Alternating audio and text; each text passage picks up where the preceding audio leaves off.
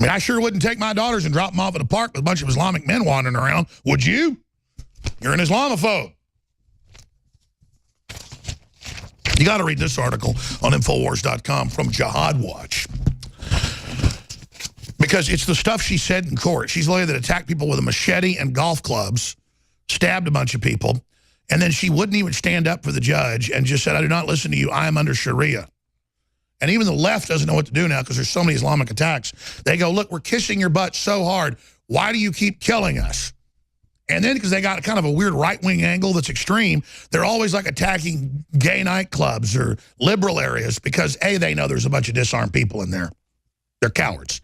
So they attack folks they know are disarmed. And then B, that's who they believe in their religion. The strangest thing about the radical Orthodox is Muslims is they respect me.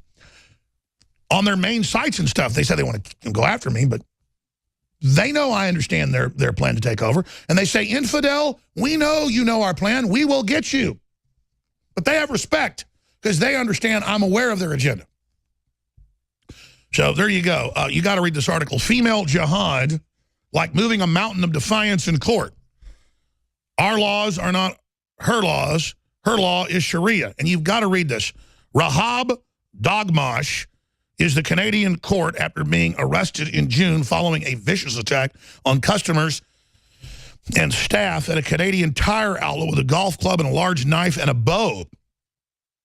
In its coverage of the case, the Toronto Star reveals how, in detail, Dagmash's contempt for Canada, its infidel people, and its laws. The report begins, she's not insane, she's intractable.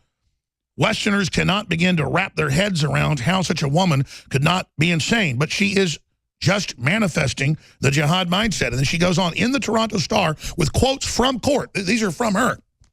The Toronto Star's Rosie Damano reveals the loyalty to Sharia of Dagmash. Quote, now usually you never see this, but she said this herself, so you get to hear what they say. Our laws are not her laws. Her law is Sharia. Despite the bizarre behavior of Dagmash, Westerners would do well to understand that Islamic supremacists and jihadists have one feature in common. Only one law is to adhere to, the Sharia, and no other law is to be respected since Sharia is regarded as divine law. Western leaders still refuse to acknowledge the truth that Islamic supremacists, the West, is the house of war and must be subjugated to the house of Islam, as the Toronto Star report continues. Last time I witnessed anyone refusing to stand in court, even for a judge's entrance, was a Toronto proceeding involving a member of Canada's notorious Qadar clan. In that instance, mother and sister of the defendant, not Omar, one of his brothers, remained insolently stapled to their seat, presumably to demonstrate their contempt for the Canadian court. The sense of superiority, which is accompanied by the entitlement and divine purpose, is at the core of Islamic supremacism. However, it may be manifested individually or by a group, making it all the more abhorrent that Canadian taxpayer dollars paid an al-Qaeda fighter, Omar Qadar, $10.5 million in compensation for so-called abuses he suffered as a teenager in the U.S. military detention facility at Guantanamo Bay after he murdered a young medic, Christopher Spear, and blinded an American soldier, Lane Morris. Case of the woman accused of Canadian tire attack like moving a mountain of defiance, Dilmano wrote. She's not insane, she's intractable. A psychiatric assessment has found her perfectly mentally fit to stand trial. Our laws are not laws to her. Her law is Sharia law. She worships at the altar of the Islamic State. And what the woman is alleged to have done, attacked customers and staff at a Canadian tire outlet last June with a golf club and large knife and a bow, she vows to attempt again. Speaking through an Arabic interpreter, Scarborough's court on Wednesday morning, through occasionally she proceeds, she also spoke English quite competently. Rahab Dagmash made the declaration, tell her I will always be a supporter of the Islamic State until the last day of my life. If you allow me to go out and leave, I will do exactly what I tried to do the last time and failed. Now remember, this is who they're bringing back into Europe and Canada with government retraining money and putting them in colleges and sometimes 25-year-olds in high schools saying, your development's arrested. We're going to put you in school with young people to abuse them. Getting the 32-year-old woman to engage with the court has been like moving a mountain of stubbornness and defiance.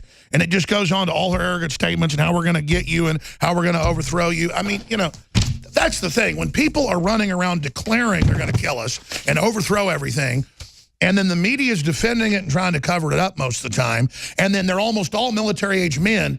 Again, 15 years ago, I thought it was a hoax. When I read stuff by Jihad Watch and others about this, I just thought there's no way that's real. This is the majority view, and it's why I harp on it like a broken record, because it is so incredibly important. And I have stacks of this every day. To an Islamic male who comes from a blue-collar or poor background anywhere in the world, a woman unattended is to be raped, because that's how they oppress women, is beating them up or raping them.